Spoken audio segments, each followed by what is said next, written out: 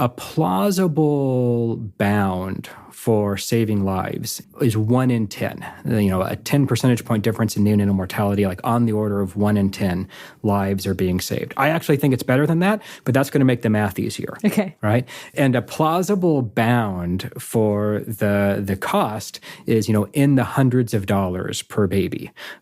So hundreds of dollars of cost per baby times, 1 in 10 lives saved gets you a cost in the low thousands, like in the thousands of dollars per life saved. And, that's basically the whole story of the cost effectiveness. Hi, listeners. This is Luisa Rodriguez, one of the hosts of the 80,000 Hours podcast. In today's episode, I speak with economist Dean Spears about the surprisingly low-tech and low-cost intervention Kangaroo Mother Care, or KMC, which is currently saving the life of at least one newborn infant every week in Uttar Pradesh, India. We talk about the shockingly high neonatal mortality rates in Uttar Pradesh and how social inequality and gender dynamics plays a role, how teaching new moms about skin-to-skin contact and offering breastfeeding support can be such a game changer for babies who are born small and vulnerable, how Kangaroo Mother Care compares to giving cash directly to poor households, and how the currently small program might be scaled up to save many more newborns' lives in other parts of Uttar Pradesh.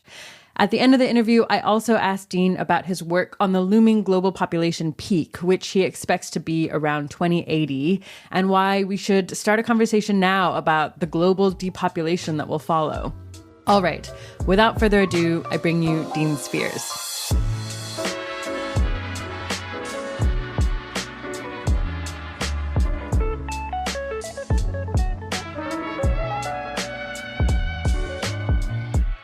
Today I'm speaking with Dean Spears. Dean is an associate professor of economics at the University of Texas at Austin. He's also the founding director of r.i.c.e, a nonprofit research organization focused on early life health and well-being in India, and the director of the Population Wellbeing Initiative, a global priorities research center interested in children, parenting, and the future of population growth and social well-being, among other things. He is also the co-author of the award-winning book Where India Goes: Abandoned Toilets, Stunted Development, and the Costs of Caste. Thanks for coming on the podcast, Dean. Thanks so much for having me. I'm looking forward to it. I hope to talk more about what KMC is and the evidence behind it. But first, why is low birth weight such a big problem in Uttar Pradesh? So my work is about babies in India and health and survival at the start of life. So I work in a place called Uttar Pradesh, which is a state in India with 240 million people. 1 in every 33 people in the whole world lives in Uttar Pradesh. It would be the 5th largest country if it were its own country. And if it were its own country, you'd probably know about its human development challenges because it would have the highest neonatal mortality rate of any country except for South Sudan and Pakistan. 40% of children there were stunted.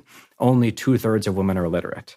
So Uttar Pradesh is a place where there are lots of health challenges. And then even within that, we're working in a district called r.i.c.e, where about 4 million people live. So even that district of Uttar Pradesh is the size of a country. And if it were its own country, it would have a higher neonatal mortality rate than any other country. In other words, babies born in r.i.c.e district are more likely to die in their first month of life than babies born in any country around the world. So it's a place where there's a lot of good that could be done.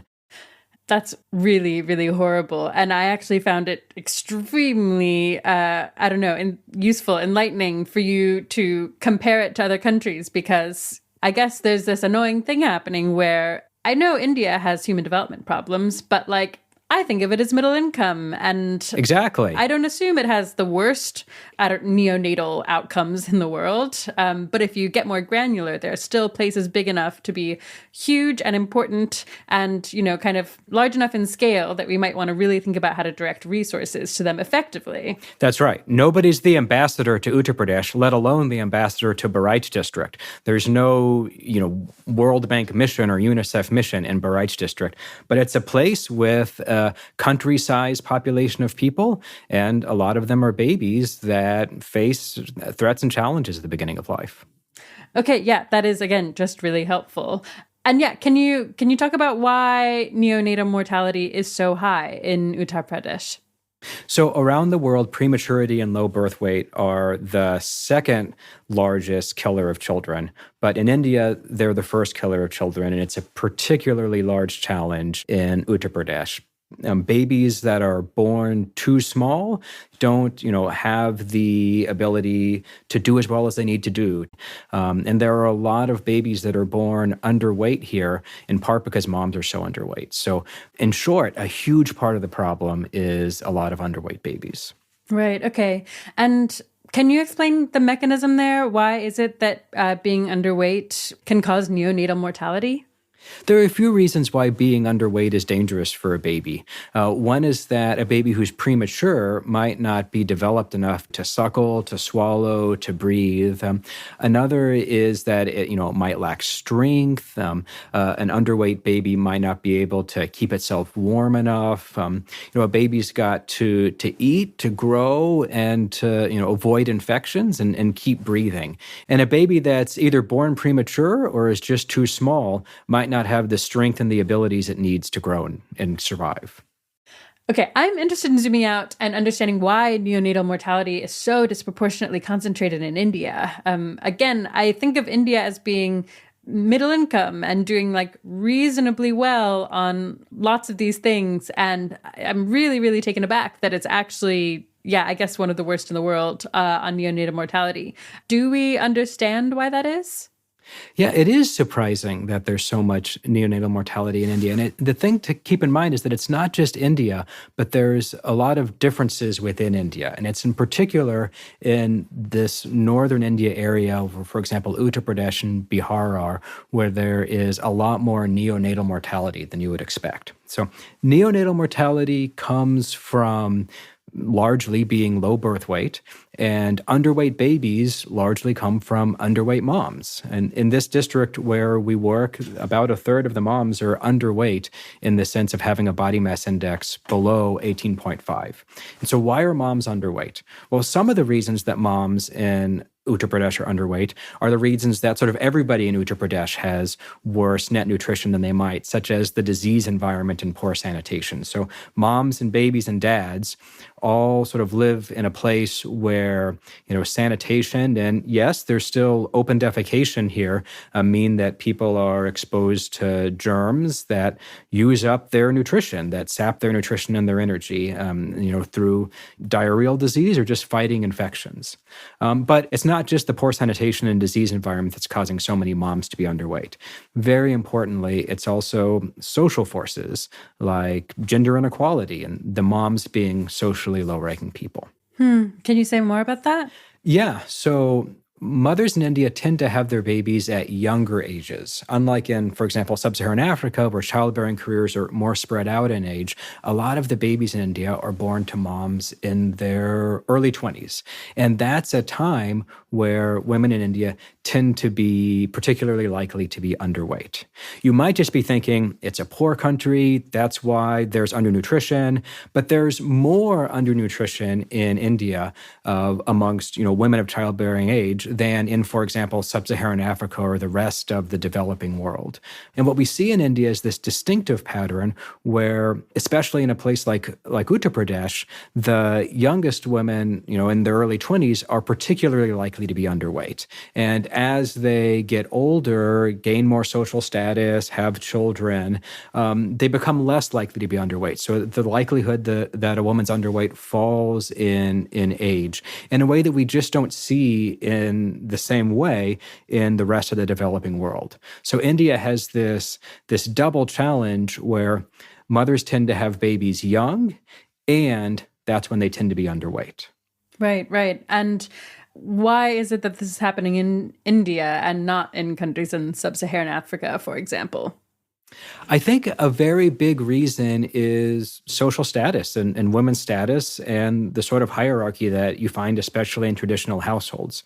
Not all households are like this, but let's zoom in on a special case that it's easy to learn from, which is joint households. And so Diane Coffey and Ritika Kara and I wrote a statistical paper about learning from joint households where you have two brothers, they grew up together into adults, they got married, and they all lived together. And so in a household like this, the wife of the older brother is socially higher ranking than the wife of the younger brother.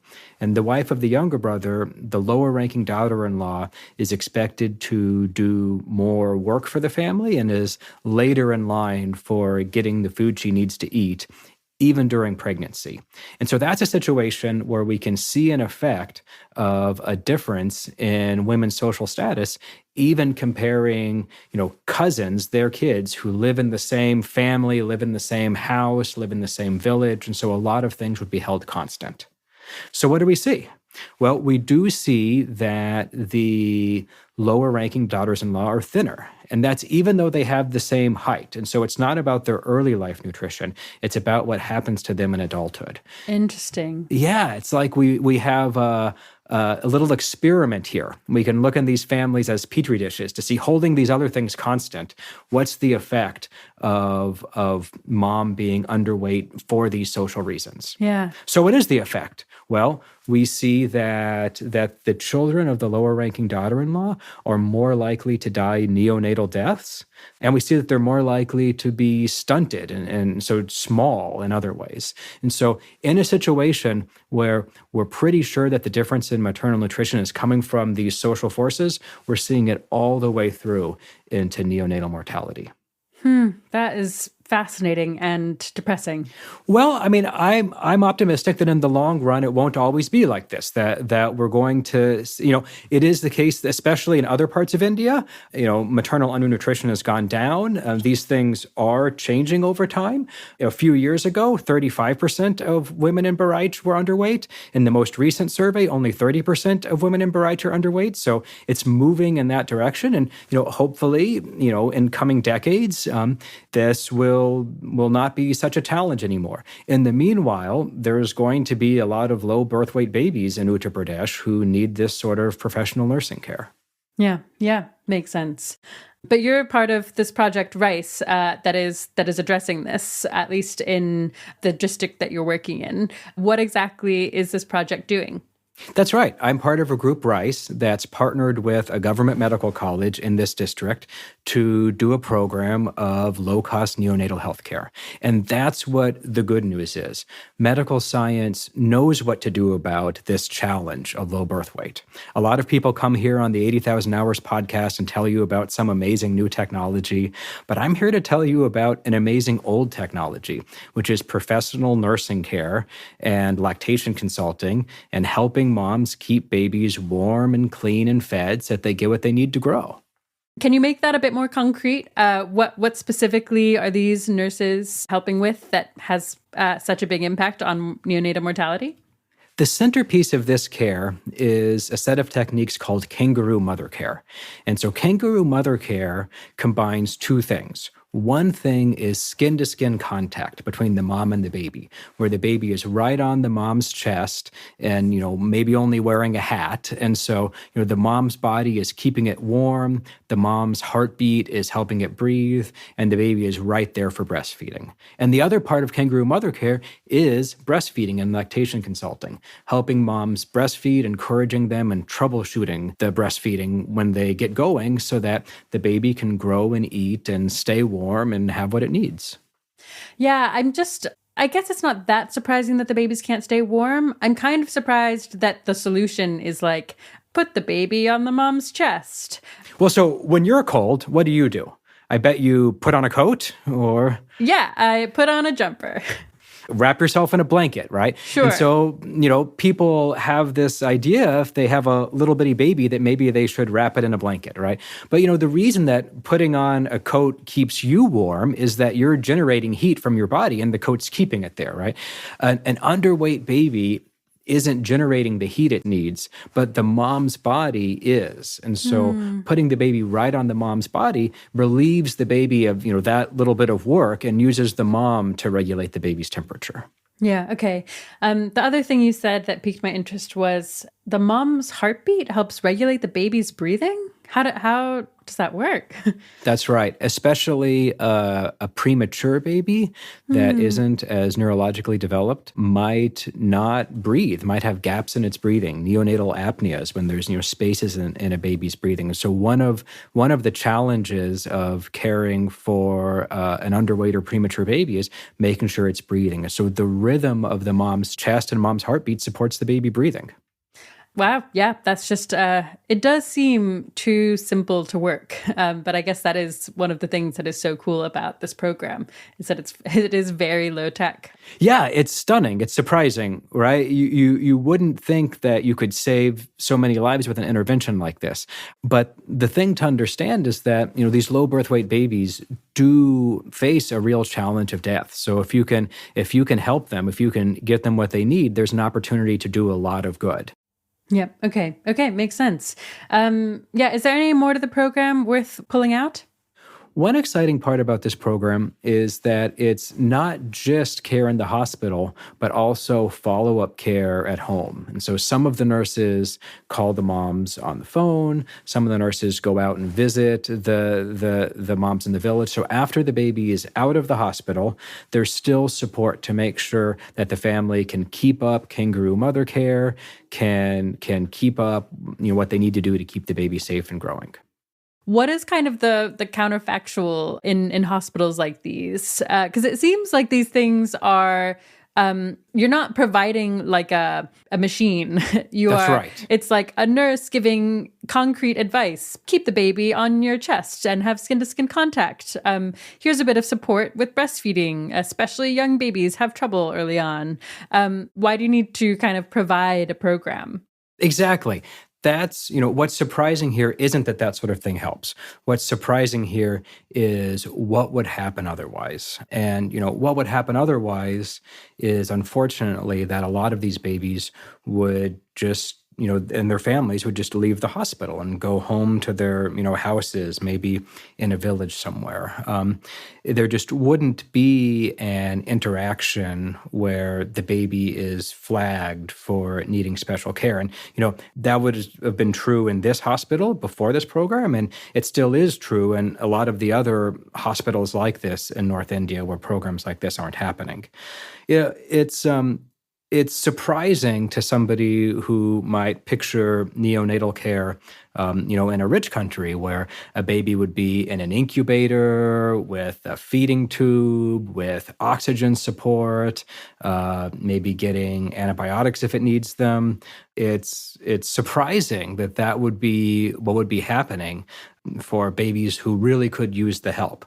But, there are lots of constraints, and although things are getting better in early life survival, even in Uttar Pradesh, unfortunately the situation is that for various reasons, there just wouldn't be a program there to help these babies. And so when we think about how much good this professional nursing care and kangaroo mother care is doing, what's important to keep in mind is that, it's doing this good relative to, unfortunately, not a lot of healthcare at all. Yeah, right.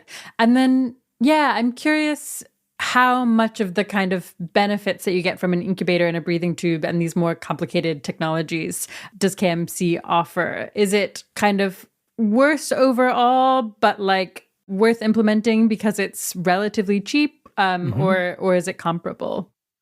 That's a great question, right? Like, how happy should we be with exactly. this sort of outcome, right? And I think what's amazing is that kangaroo mother care and the sort of support that goes along with it seems to stack up very well, even against, conventional resource-intensive neonatal care. So there was a 2021 study in the New England Journal of Medicine that was the iKMC program, or the immediate KMC program. And basically what they were studying was the benefits of doing kangaroo mother care even sooner than it might otherwise happen. And so it's not like like, kangaroo mother care versus nothing. It's kangaroo mother care versus conventional care in a radiant warmer machine. So the control group in this study was still, in a hospital, still under medical supervision, and, was in a radiant warmer. And then the treatment in this IKMC study was, KMC, skin-to-skin contact on the mother's chest and all of that. And it's in, poor countries. They did it in 5 hospitals, 4 in Africa, and 1, what I would consider to be a relatively privileged public hospital in India, because it's in Delhi. It isn't this context. And, what they found is that there was less neonatal death amongst the babies who got, immediate KMC than amongst the babies who got conventional care, even with radiant warmers and machines and medical care. That is wild. That's wild, right? So this is so good that it's at least holding its own against, conventional care with a radiant warmer. In fact, they stopped the trial. They decided that, we couldn't ethically continue doing this experiment because the KMC was so good. And so, and even in developed countries where there are lots of resources, a lot of the conversation right now is about, let's, at least for a little bit, take the baby out of the incubator or the radiant warmer and, put it on mom's chest for a little while.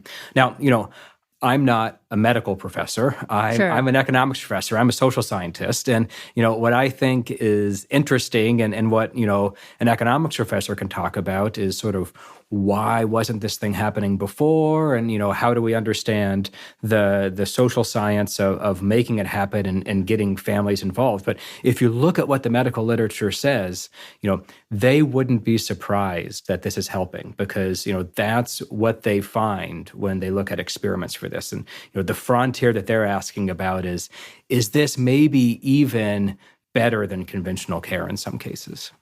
So amongst the babies in this program, 11% of them die neonatal deaths. It is possible to do better than that. And 11% is a lot better than what would have been likely to happen otherwise. So this doesn't mean that the project of neonatal healthcare is done forever, but it means that we have something wonderful available if it can be organized and brought to the babies who need it. Yeah, I guess digging into what we know about the evidence in a bit more depth, I think KMC has been studied in over 20 randomized controlled trials, so has this very rich evidence base. What exactly is the evidence about the impact of KMC, I guess both on mortality and on morbidity, so things like hypothermia and severe infections, and maybe start out with mortality. Great, yeah.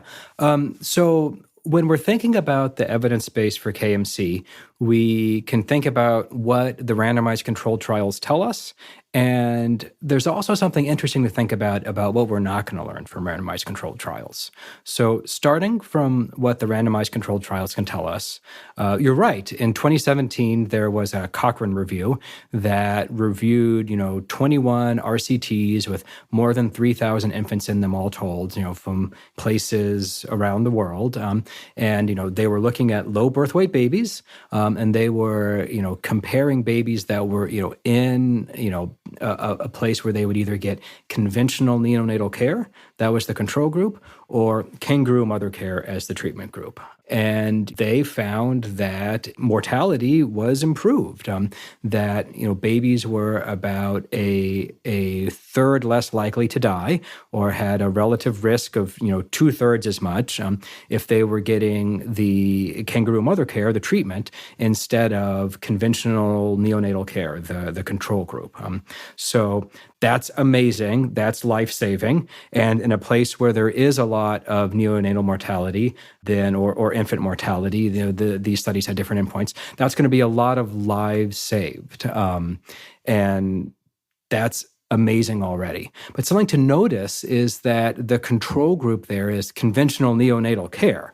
And so in our setting, the counterfactual, what would have happened without this program, and, what probably is happening in other districts, is that there just isn't the space or the staff to provide conventional neonatal care to many of the babies who need it, to these low birth weight babies. Remember, this is a hospital where there are a lot of births each day. And so, because this program increased the staffing and the management and the space that was available to the pediatricians and available to these babies, it would probably have had an even larger effect than in the places that would be in the Cochrane Review, where they were able to compare kangaroo mother care straight to conventional neonatal care. It's also the case that studies like this, happen in places that can do studies like this, which is probably going to be a little bit more advantaged of a population.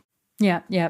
So is it the case that we just don't have evidence where the control is what you'd see in Uttar Pradesh otherwise, or at least in this kind of underprivileged hospital where maybe these babies aren't even getting special attention despite being so small? We have evidence. We have evidence. We know how many babies, with these properties die. So there's a study in a WHO journal of, low birth weight babies in Dhaka, looking at ones that would have been comparable and would have been the same weight range. And, they're finding that more than a quarter of babies die that would have been in sort of a comparable weight range in that study. So, we know what happened in Mozambique when they were implementing a kangaroo mother care program in 2000, and they were able to do it in some ways, and yes, in some ways, no. And, the babies who ended up getting this kangaroo mother care in Mozambique were 50 percentage points, half more likely to survive, right? Wow. And, 70% of the ones who didn't get it died. And, you can look at demographic and health surveys and just observational studies and see that there is a lot of neonatal mortality amongst babies who don't get this care in poor country settings and are low birth weight. And you can see that, the survival rates in our program that are a lot better. The way that we think about it is that it could be a third of these babies dying in the absence of the program, and it's a lot less with it. Right. Okay.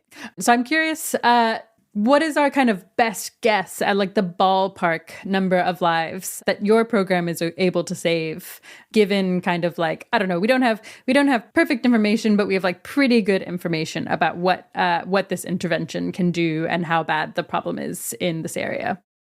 Yeah. So we know that the neonatal death rate for the babies in the program is 11%. And we think there's good reason to think it would be in the ballpark of a third without the program. If you look at, data from before or data from demographic surveys. And so I sort of like to think that like a floor is 10 percentage points of survival, that this program probably has a 10 percentage point effect on survival. And how many babies are in the program? Yeah. So when we, first did our cost-benefit calculations, we were averaging 11 and a half babies a week coming in. And then a few months ago, when we redid them, it was up to 16 babies a week. More people are coming to the program, more people are hearing about it. We're doing a better job of getting families to stay. And so, we think there's a pretty good chance that the program is preventing a neonatal death per week on average, and maybe more than that. It's just it's very moving. It is moving. I feel grateful to get to be part of it and to get to, in a small way, support these moms who, put a lot of effort into, staying in this ward day in, day out. It's hard, it's boring, it's scary. The nurses who show up and do it, and, not just in the hospital, but on the phone calls to the families after they leave and the visits out to the village. It's a great team of nurses. with great pediatricians behind them, and it is moving. Sometimes we get a picture from the graduations. And so, a graduation is when, as part of the home visit program, a nurse goes out to the baby's house in the village to, take the baby's weight one last time and collect the stuff. Get the Kangaroo Mother Care wrap back, maybe get the scale back, whatever we've sort of let them borrow. Do the final entry into the statistics, and take a picture. And, sometimes these pictures, the mom is pretty stoic in the picture because, taking a lot of pictures from, nurses from a government hospital is not an everyday occurrence for them. It's a bit awkward. But sometimes you really see a smile and you can see how grateful the mom is for this, baby who started out looking so little and, by the time of her graduation would finally have a little bit of chubbiness to it. And it is really moving to see these pictures from the graduations as they come in from the nurses. Nice. Yeah, that sounds really special. I guess talking a bit more about the concrete evidence that we do have. So there are these benefits that we have on the mortality front, but then there are also benefits on the morbidity front. And I think probably we should, really acknowledge that those are real and important benefits too. So what do we know about that? What is the impact of KMC on morbidity? Right. So pediatricians who work with low birth weight babies know the sorts of things that low birth weight babies die of. And hypothermia, being too cold, is an important predictor. Infection, sepsis is an important predictor. And so when the Cochrane Review was studying the benefits of Kangaroo Mother Care for survival, it would only be credible that there's an effect on survival if you're also seeing an effect on the sorts of steps along the way, the things that we know are the real signs of a risk for a baby. And so, yes, they find the overall, 1/3 reduction in mortality, but they also see the steps along the way, that an average baby in the Cochrane Review studies was only half as likely to have one of these severe infections. They were a lot more likely to avoid that really big threat. And they were only about a quarter as likely to be hypothermic, to be too cold. And so that's a really big reduction. 28% is likely to be dangerously cold after, experiencing Kangaroo Mother Care. And so we see the sorts of benefits along the way that make it plausible that there's a mortality benefit. Yeah. Okay. So it's the kind of evidence that, again, contributes to this overall evidential picture that is like, yes, it's pretty clear that this has big impacts. And we're not just seeing magical reduction in mortality. We're also seeing the kinds of things that could have caused that mortality going down.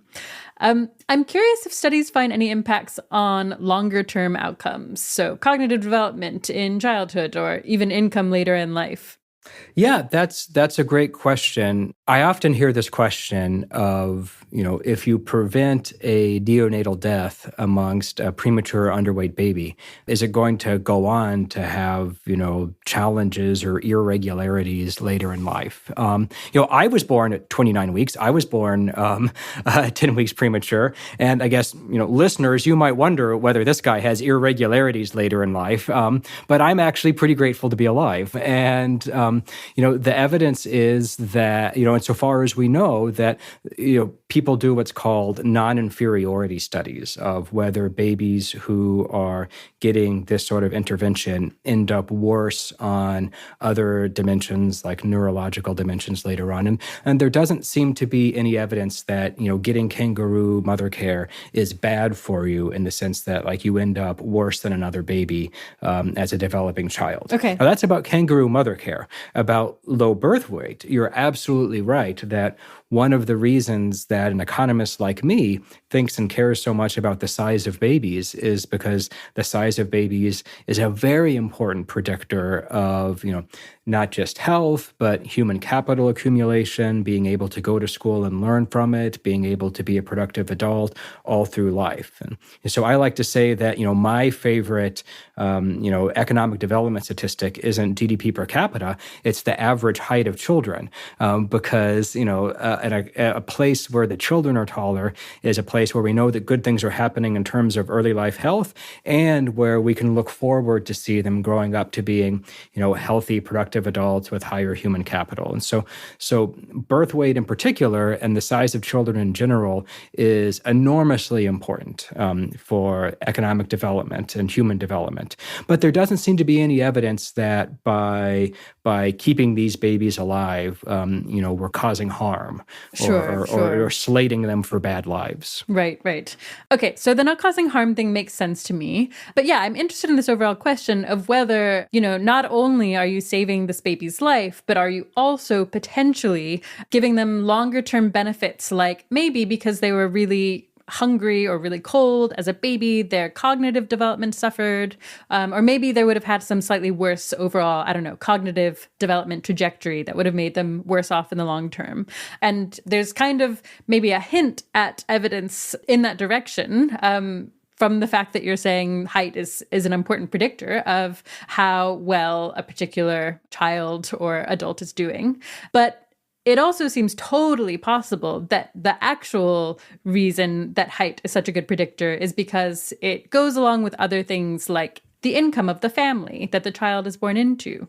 So the thing I'm really curious about is, like, if you make it less likely that this infant starts out life really underweight, really cold, more likely to have infections, are they likely to have these lifelong benefits? Or is it the case that, like, they're more likely to be healthy when they're babies, and that is wonderful, but they'll still have difficult lives because the kind of underlying circumstances that led to them being low birth weight, those things are all still present?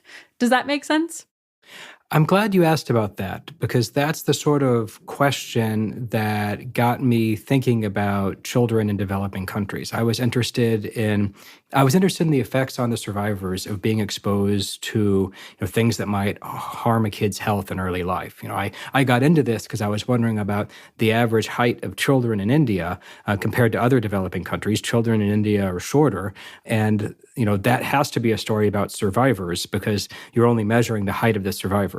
And so it really is a really important area in the nutritional literature and the development economics literature and the public health literature, just how important these early life markers of growth and development are for subsequent outcomes, like learning and productivity. Now, if we think in our case, where this project in a government medical college is doing this intervention to prevent neonatal deaths, we can divide the babies who they're helping into three groups. There's the group who unfortunately would have died without the program and unfortunately still die with the program. So the ones who still end up dying, that's a smaller group than it otherwise would have been. Yep. There's the middle group who would have died without the program and who now survive. And that's, the great and most important benefit of the program. But there's also going to be some babies who get the Kangaroo mother care treatment who would have survived without the program and survive with the program. And those babies are going to be, healthier and stronger. They won't have been exposed to as much infection. They probably do have faster and better weight gain than they would have had without the program. And, there's no, it would be a very long-term and very expensive study to track those all the way into adulthood. But from everything we know from the public health and demographic and economic and nutritional literature, a baby that's getting less infection in neonatency and better nutrition in neonatency is going to grow up to be healthier and achieve a little bit more of its height potential and a little bit more of its cognitive and learning potential, and maybe even live longer in older adulthood. And so for that third group of babies, when we do our cost effectiveness computations, we're not counting them as a benefit. We're just counting the survivors. But Sure. it probably is helping those babies who would have survived otherwise have, better, healthier, richer, and more productive lives. Yeah. I guess, as you said, it would take an incredibly expensive and long-term study, and we probably won't actually ever know this with certainty, at least not anytime soon. But it sounds like there's at least some theoretical reason to think that those babies who might have survived but are getting extra care might lead them to be stronger and healthier, and those effects might last. But it also seems really hard to tease that apart from something else, like babies who get better nutrition and other kind of general support that leads them to be taller.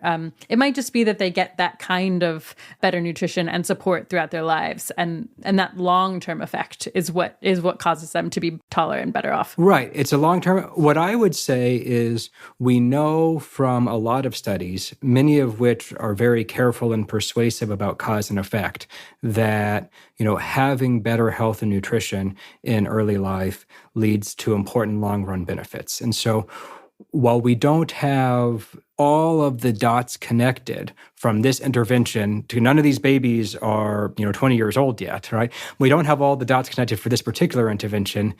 It would be completely consistent with all of that high-quality evidence about cause and effect if improving the health and nutrition of these babies also led to really big benefits for later health, for childhood learning, for adult productivity, and all of the ways that we know that early life well-being matters. Okay, that makes sense to me, and I agree, seems at least like a totally reasonable possibility, and I hope it's true. Yeah, are there any benefits we haven't covered yet? We've talked already about hypothermia, sepsis. Obviously, the huge one is reducing the risk of death. And then potentially these longer term benefits that are a bit hard to know whether they're happening or not, but hopefully are. Are there any others? Well, when we think about the cost effectiveness of this program, we're basically valuing the neonatal survival. But, I have to think that there are important benefits for the moms and the families of their babies being more likely to be alive and, having this experience, having this supportive experience where, after you give birth, there are nurses and ward assistants who are there to help you and make sure that you eat and make sure that you're, taken care of. And if the counterfactual is not as good of an experience for the moms, then, that's a benefit that counts too. Mm-hmm. Nice. Okay, so based on the program's costs, GiveWell found that your program is able to save a baby's life for just $2,500 per life saved, which is, incredibly cost effective. How did this happen? How did GiveWell end up evaluating you? How'd you get put in touch with them? This is really amazingly cost effective. And GiveWell had a suspicion that Kangaroo mother care could be. Before they had heard of us and before this project had even started, GiveWell had done a deep investigation of Kangaroo mother care and had concluded that it really looks like it could be very cost effective. But the problem is, just like with so many things in policymaking in developing countries, it looked like it just wasn't going to actually happen and be implemented. This is a well-known challenge. Some of the first randomized controlled trials in development economics were about getting teachers to show up for school in government schools in India, or getting nurses to show up for work. And so it's a well-known challenge. And this is one case of it that GiveWell had concluded Kangaroo mother care looks life-saving, and it wouldn't be surprising that if somebody implemented it, it would be amazing.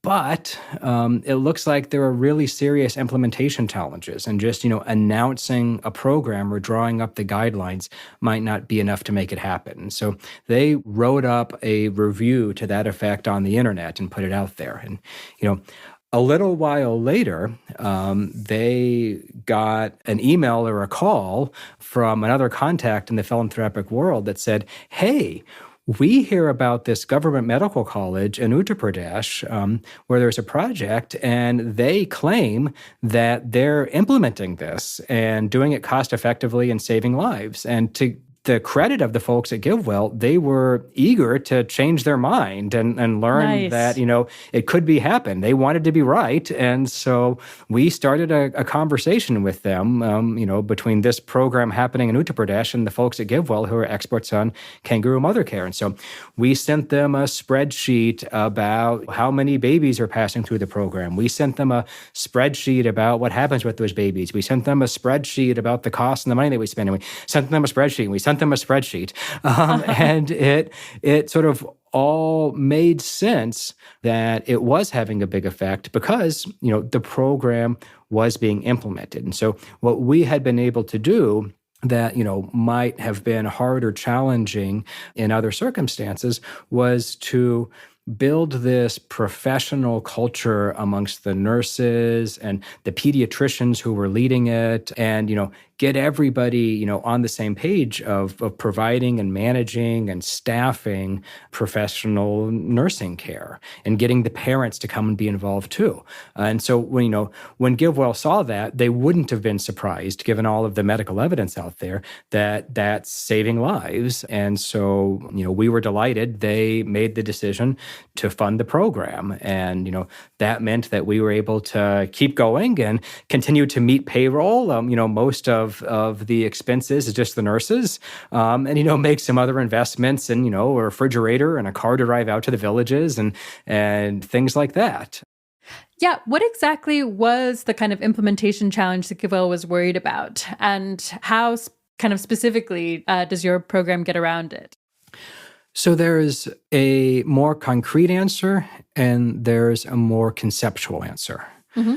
So the concrete answer about the implementation challenges is that, this is a public hospital where 30 babies a day are born. And one amazing thing that's happened is that a lot more babies are being born in facilities rather than at home than used to be the case. So when I started working with demographic data about India from their 2005 study, about 1 in 5 babies in Uttar Pradesh were born in a facility of some kind, any kind, rather than at home. Now it's flipped. It's more than 80%. And so a lot more babies are being delivered in institutions, and that's really good. The mom gets obstetric care. The baby gets early life vaccinations, vitamin K injections, maybe some slight encouragement to breastfeed. And that's a lot better. That's one of the ways in which the world is getting better. It also means that 30 babies a day are born in this government medical college, and they're just not going to be able to have the staffing and the attention to focus on all of the good that they can do. And so, the government of India's kangaroo mother care guidelines are excellent, and they do outline what should happen. And it's just going to be really hard in practice to make something like that happen for all the babies who need it when, there are so many babies coming through and moms coming through and getting the care that they need to get with the staffing that they get. And so in that sense, it's not a surprise given all of the demand that, there's more good that could still be done. Yeah. So are the hospital staff, do they not know what the guidelines say? Do they not have time to implement the guidelines? Because it takes time to explain KMC, to explain or to give lactation support. Or is it something else? There are just a few pediatricians who work there, and they had just a few nurses working with them. And that's just not going to be enough for this many babies. Now, the government of Uttar Pradesh recognizes this. The Department of Medical Education is working hard to open more new medical colleges and new nursing colleges. And hopefully one day that'll happen, or one day when all of that happens, that'll be a lot better for these babies. But, there wouldn't have been enough staff, and there aren't in other places to make this happen. Okay, that makes sense. So that is kind of the problem that this program through r.i.c.e. is trying to solve. And it's a good problem to have when a lot more babies are being born in facilities. Most of them are getting what they need, but the ones in this birth weight range aren't. Yep. Okay, so that's the kind of concrete problem that r.i.c.e. is trying to solve. What's the more conceptual one that you alluded to?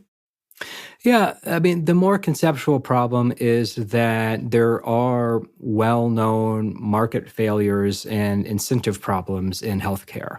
That's something that sort of every health economics class starts with. And that's why, a really positive development in development economics has been, investigating when it would be better to just give families cash instead of paying for programs. And, why we think this isn't one of those cases, because you're not just going to be able to go out and buy this sort of healthcare.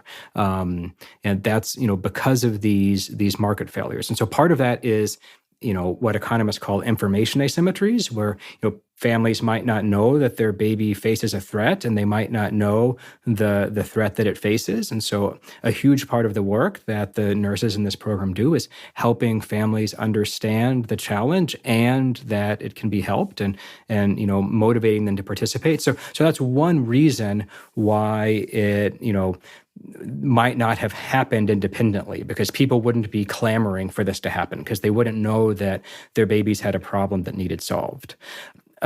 Another reason sort of more broadly for why this doesn't exist, it wouldn't have to be in the government clinic. Why wouldn't this have already existed from a private provider, for example, you might ask. But the challenge there, too, is getting right back to these market failures in health economics that, what a private provider has an incentive to do is, get customers and provide sort of the appearance of medical care. But if there isn't the right culture or regulation, then, they might not actually be doing that much good. And a stunning fact about the statistics of early life death in Uttar Pradesh is that babies born in private facilities are more likely to die at the start of life. Oh my gosh. Than babies born in public facilities, even though it's richer families, healthier families paying money for it. And so something, something's really going wrong at the care of these private facilities in Uttar Pradesh. Mm-hmm. And so that's not going to solve the problem. So that wasn't going to be there either, for the same basic reason of market failures in health economics. But the third reason that I think about, why this wouldn't have otherwise been happening. And I think it tells us something that could be important to anyone who's, trying to do something like this is, what microeconomics would call a coordination equilibrium, where, I might want to do good, you might want to do good. The good can only happen if we both do it together. And so if we're not on the same page of both doing it on the same time, then, there's no opportunity for me to solve the problem by myself. There's no opportunity for you to solve the problem by yourself. And the way that this is a coordination equilibrium is that, I think the pediatricians there wanted to be providing better care. But it doesn't make sense for them to do it if they're not going to have the nursing staff and not going to have the patients. I think families want their babies to survive, but they just might not understand that they're going to be able to get this medical care. If one family just shows up all by themselves, nothing's going to change. And these great nurses who the program employs, who went to nursing school and want to do good things, they want to be able to have a job where they can do good work. And so all of these things sort of need to happen at the same time in a context where the leadership of the medical college is excited and the state government is excited. So putting together all of these pieces creates what economic theory calls a coordination equilibrium, where it's, reinforcing to everyone that it's all happening. And so why did this program happen? Because, it got coordinated into happening. And once it started going, it reinforces one another. I think that happens a lot in, international development, where situations stay worse than they could because that's a coordination equilibrium. And they could be a lot better if there could be another coordination equilibrium. Yeah. Okay. Yep. That makes sense and is a sad thing, but I guess also an opportunity. Okay, so getting back a bit to the kind of cost effectiveness of this program and to GiveWell support for it. So as I understand it, GiveWell's $2.5 million grant was intended to cover the program for 5 years, including an evaluation of the program, which is very cool and exciting. But it sounds like you have room for more funding than you expected. How is that? Great. Yeah. Let's talk about that cost effectiveness number. The sort of highly cost effective things that you might be familiar with include maybe giving out insecticide treated bed nets, right, to save lives against malaria. And so one of those nets, I think, costs on the order of $5. But if you give out a lot of them, then sort of the low probability of saving a life for each one all works out that you can save a life for, something in the low thousands, right? Yep. This is a different way of getting to a cost effectiveness number in that ballpark. It costs our program about $5,000 a week to run. And, that's sort of a cost of staffing and management and some supplies. And so when we did our cost effectiveness computations, we, at that time, were able to have about 11 and a half babies a week passing through the program. So that works out to $430 per baby of average cost. So the average cost of the program, when we did the cost effectiveness calculation, is $430 per baby. Mm-hmm. Now, how you get from that number to a cost per life saved depends on, how many lives the program is saving. And so here's one sort of really basic way to think about it. A plausible bound for saving lives is 1 in 10. A 10 percentage point difference in neonatal mortality, like on the order of 1 in 10 lives are being saved. I actually think it's better than that, but that's going to make the math easier. Okay. Right? And a plausible bound for the cost is, in the hundreds of dollars per baby. So hundreds of dollars of cost per baby times, 1 in 10 lives saved gets you a cost in the low thousands, like in the thousands of dollars per life saved. And, that's basically the whole story of the cost effectiveness. But going forward, the program is helping more babies than 11 and a half per week. And so, that means a few things. One, it means that there's an opportunity to put more funding to good use. In order to really reach all of the babies who are, appearing, we're attracting babies from the smaller clinics are coming instead. We're catching more of them that pass through. We're persuading more families to stay instead of leaving. For all of these reasons, more babies are coming, and so that means we need more nurses. And now the good news is, in economics, we have average costs and marginal costs. And the average cost is the average cost per baby. That's like that $430 number that I said before. The marginal cost is the extra cost of reaching another baby. And this is a program where there are lots of scale effects. Where, once we have a manager who is organizing the shifts of which nurse is on home visits and which nurse is on the overnight shift. And believe me, this is a big and thankless task. But once we have that nurse doing it, that is done. And so the marginal cost of helping another baby, we don't have to hire another person to do the scheduling. And so chances are the marginal cost of helping more babies is even lower than that $430 average cost. And so we're in a situation where, on the one hand, because the program is successful in attracting more demand and doing a better job of finding the babies that can be helped, we're able to help more babies than we thought would be the case.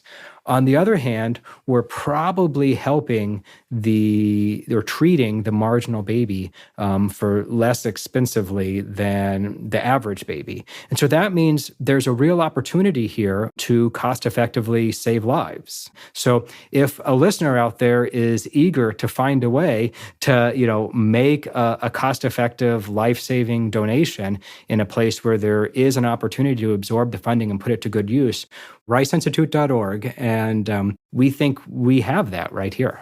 That is really exciting. Okay, so pushing on a bit, you're also doing this evaluation that GiveWell funded. So how's that going? Do you have any results yet? We don't have any results yet. some excellent medical professors in Lucknow and Uttar Pradesh, along with the staff of this government college and the leadership of it, are excited about putting together a team that's going to do a matching-based impact evaluation of going to government medical colleges in nearby districts and looking at babies that have the same observable properties. So the same gestational age at birth, the same birth weight, moms that are observably comparable, the same birth order and things. And, these variables explain a lot of the variation in early life survival. And so if we can match on these variables, we won't have a randomized controlled trial, but we will have a pretty good idea of what's going on with comparable babies in neighboring places, which, of course, we already have from big picture demographic data sources. And so once we get all of that data collection machine going and running for, a year or however long to see what happens, then, this collaboration with Medical University in Lucknow and this government medical college and sort of all the people involved will be able to take this situation where we have really great reason to believe that there's a positive effect and be more quantitatively precise about it. Nice. Cool. Well, that sounds really exciting. But just to be clear, as long as the life-saving effect is at least as good as 1 in 10, then the cost-effectiveness numbers are going to be in that ballpark. So we interviewed Paul Niehaus last year about the organization he co-founded, GiveDirectly, and he made the case that in many cases, kind of global health and development is better served by people just directly giving people cash rather than trying to figure out how to deliver a specific program to them. Why do you think that is not the case here? Well, first off, I think he's right that is probably often the case. So I don't disagree with him in any sort of big picture way. In this case, it goes back to the fact that healthcare involves a lot of market failures. The idea behind giving someone cash is that then they're going to be the customers who can go out and make sure they're getting a good product and getting the product that's actually valuable for them. Right? But there's no real way you could take the $430 that on average this program is spending per baby and buy something like this in the market. The private providers here aren't providing this quality of care or even a very high quality of care at all. Babies born in private facilities in Uttar Pradesh are actually more likely to die than babies born in public facilities in Uttar Pradesh, even though their families are better off. And then there's just the well-known market failures of, do the parents know that they need this, right? So yes, it probably is true that in a lot of cases, giving cash is a good idea, but it's not going to provide this outcome of neonatal survival. This is a case where there's a special opportunity of these moderately underweight babies, not the very most underweight babies, but these moderately underweight babies where, this sort of intervention of low-cost neonatal care can save their lives. But it's not going to happen if it doesn't happen in an organized way. Mm-hmm. Yeah. I actually, Paul did talk about exceptions where it does seem possible for organizations wanting to do good to beat cash. And where they do, I think he's excited for people to fund those directly rather than give cash. And so I wouldn't be that surprised at all, actually, if in the end you two agree on this being a case where you can beat cash. And so you should. Yeah. So I know that GiveWell was excited about funding even more of this type of program, but there just aren't many good opportunities, good kind of versions of it being implemented. Can you imagine expanding the program further? Yes, I think this is something that could happen in a lot of different places. Either within this district, there are, a district like this is a home for millions of people. Right? It's the size of, many Central American or Sub-Saharan African countries, and nobody would think that, in a country you would want only one program like this. And so there are community health centers, and there are other places within the district where you could expand this program to.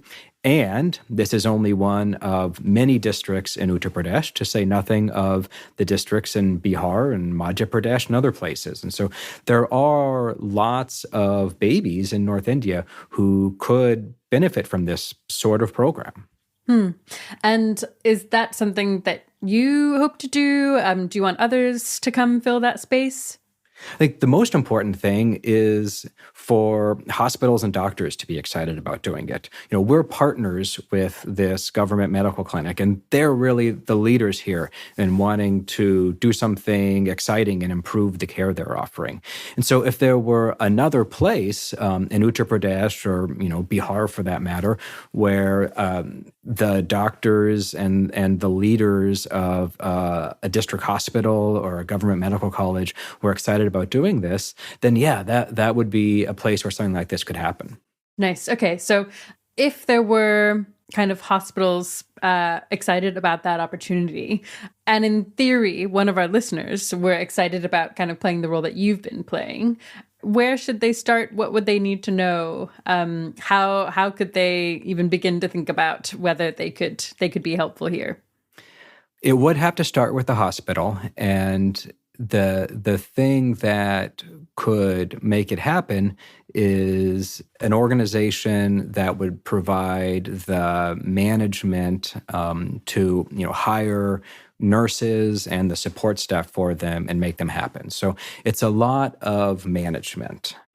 At r.i.c.e, we're not nurses, we're not doctors. We help the nurses and doctors do the great work that they do. And, that is pretty nitty gritty, doing the hiring, making sure there are the resources, doing the scheduling and the staffing. And so it'd have to be somebody who had an aptitude for that sort of management, and for doing something like that while letting the hospital take the leadership of the program and the development of the program and the pace of the program. Yeah. Okay. So it's something like a lot of kind of natural ability to get a bunch of operations-y types tasks done, and also ideally a way to connect a hospital like this with the resources to support these hires. So one of the people who we work with, Nikhil, is just one of these natural leaders of operations tasks. And we happenstantially met him, more than a decade ago on we were driving from one place to another, and we stopped in to see a nutrition program about double fortified salt, and we saw such a great job Nikhil was doing on that. And the r.i.c.e team has been collaborating with Nikhil ever since, and he's been making wonderful things happen. And the first most important people making this program happen are the moms and the nurses. The second most important people making this program happen are the doctors and leaders of this government college. But Nikhil, if you're listening, he's the next most important ingredient in making this happen, and he has amazing management and operational skills. And so to do something like this, maybe not a Kangaroo mother care program, but maybe something in some place, what you need are those sorts of real skills of management and people. You also need an important humility in your place in somebody else's system, in this case, the medical college's system. And you need experience getting things done in disadvantaged parts of India, which, at a bare minimum involves, language skills like Hindi, but also very pragmatic skills. Yeah, makes sense. Is there anything else you'd want to flag to someone who's interested in trying to expand something like what you're doing? Well, this isn't exciting in the same way that some of the things you might hear about on the 80,000 Hours podcast are exciting. This isn't about, AI risk or new forms of currency. This is about hiring nurses, planning their shifts, planning who's going to go on leave for which religious holiday or wedding at which time, and who has the night shifts and who has the village shifts, and who's happy about that and who isn't happy about that, and making sure that they have their food and making sure that they have their supplies, and doing that all again next week and doing that all again the next week. And so if you think that you can do that, if that's the skill for you, then find a way to contribute that management skills to making something amazing happen. Either KMC or one of the other things where coordinating a great new program and overcoming these coordination constraints can really cause something wonderful to happen. Turning to a completely different topic, you're co-authoring a book on fertility and population decline. And the basic idea of the book is that population growth is going to continue until around 2080, at which point it'll peak. And then it's apparently going to shrink. And supposedly it's not going to plateau, it's going to keep shrinking, which I find really weird and counterintuitive and hard to believe. Why is that? So at the beginning of this podcast, I told you that Uttar Pradesh is a place with some of the highest neonatal mortality rates in the world. And so you might think that birth rates would also be very high there. But in fact, the total fertility rate in the most recent demographic survey from Uttar Pradesh was only 2.4 births per woman on average. And since the amount that is required to hold the population size stable is a little bit more than 2, that means even Uttar Pradesh, a place where neonatal mortality is high, is getting close to that stabilizing birth rate. Is it going to stop at 2? Well, probably not, because it hasn't stopped at 2 anywhere else. 2/3 of people around the world live in a country where the birth rate is now below that level that would stabilize the population. And if you look in these demographic surveys from India, even young women in Uttar Pradesh say on average they want 1.9 children. And so the world is moving towards low birth rates, and even Uttar Pradesh is no exception. Yeah, I guess I can still just imagine people finding it really counterintuitive that even if you get below 2, why wouldn't you expect it to plateau at some point? Like, how small could the population get realistically? I think when I first kind of read this article, I had the reaction, surely there must be some bottom, some plateau. Well, humans reproduce sexually. And so, as long as that's the case, it's going to take 2 grown-ups to make, 1 kid. And so if 2 grown-ups aren't on average having 2 kids, or each grown-up isn't on average having 1 kid, then the size of the population is going to get smaller. So as long as you think it's plausible that the world could, converge towards a situation where on average the whole world is having less than 1 kid per grown-up, and as long as you think it could stay that way, then the size of the world population could fall. That might be surprising because you're used to the idea that the size of the world population is growing fast. Now, it's growing more slowly now than it was last decade, and growing more slowly last decade than it was the decade before that. But even during that whole time when the size of the world population has been increasing, birth rates haven't over any long period been going up. The reason that the world's been getting more populous is because mortality rates have been falling. We've all been doing a better job of keeping one another and our babies alive, because of programs like neonatal health care.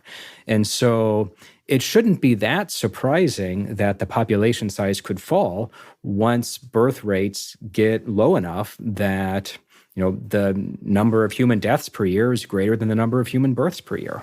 Okay, that does make sense. How small could the population get? Nobody knows. And one of the reasons why I think it's important to be having a conversation about birth rates and population size is exactly because it could be an unprecedented future. If we do have a future where birth rates are below 2 and no other future looks more likely, then that would cause exponential population decline. And so, what I think is important is to start a conversation now about these questions so that we can all be part of understanding what to expect and what to think. Okay, so I guess to make this more concrete, the population peak is meant to be around 2080. And then after that, how quickly does this decline happen?